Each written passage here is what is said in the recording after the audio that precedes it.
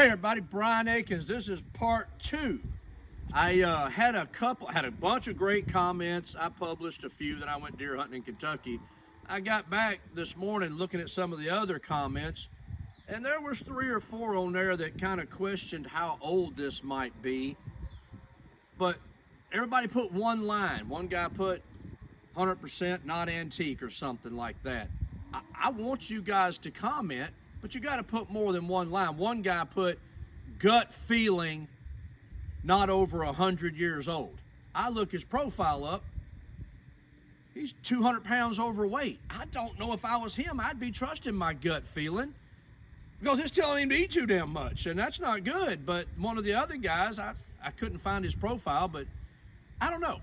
I do big business. I've never had a return on nothing. So it's not going to be on Rebel Relics, so I can do some more due diligence. But one guy just wanted some close-ups. And remember, guys, if your comments, because your one-line sentence, I shouldn't even address it, but man, I can't help it.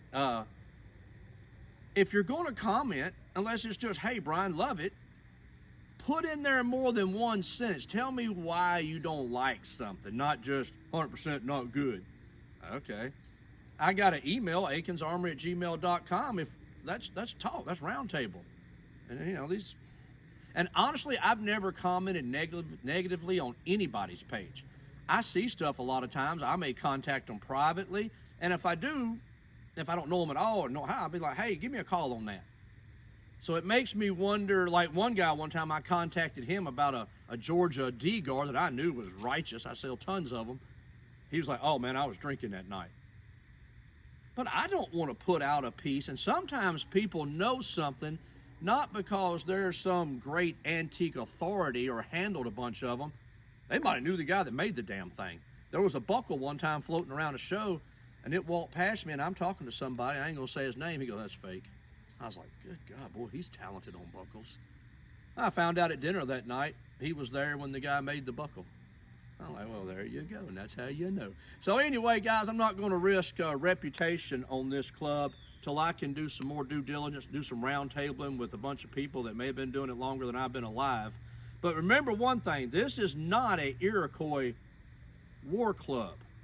They do look different, and they're blood red. I think this wood is either a fruit wood or a maple, and it's surfaced out west.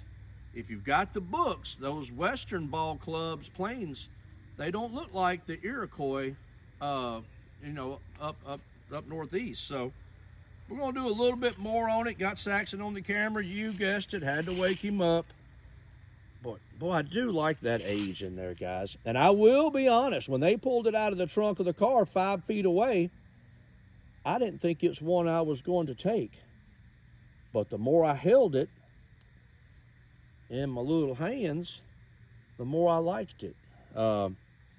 But like the pipe tomahawks, I have a head metal to work with, which, like you know me, I sell more D-guards and fighting knives from the Civil War and antebellum than anybody. But with just wood, and I'm not, you know, I understand what people can do with wood. I bought a Mississippi rifle one time, got it home, looked at it some more, took it apart, and that wood, somebody had made that wood, you know, maybe restocked it about 1880s, 1890s. And, you know, I brought it back to the guy that was on consignment, but he didn't realize it. So anyway, I'm going to do some more work on this one. Just wanted the people that left the comments to know. And I will publish your comment if it's well thought out in more than 4 words. I'm not hiding from anybody. Good God, I put all this stuff on the World Wide Web. But I do want you to know that when you're messing with Rebel Relics, you're messing with somebody that stands behind the relic. So this will not be on Rebel Relics till I can look into it some more. I may return it to the consignor because I don't even want to put out something out there that somebody could try to, even if my good energy just bothers their demons, I don't want any problems, period. So anyway, we're going to be continued. I'm Brian Akins, rebelrelics.com. Hey, I'm going to put another video on in a few minutes. Just got a little knife in, a Confederate 1861 era knife there that's affordable. I had a lot of requests for Bowie knives, D-guards, and stuff that don't break the bank, so we got one coming. Hey, and remember, please comment just more than blah. that makes me think you might be blah. All right, I'm Brian Akins, RebelX.com. See you.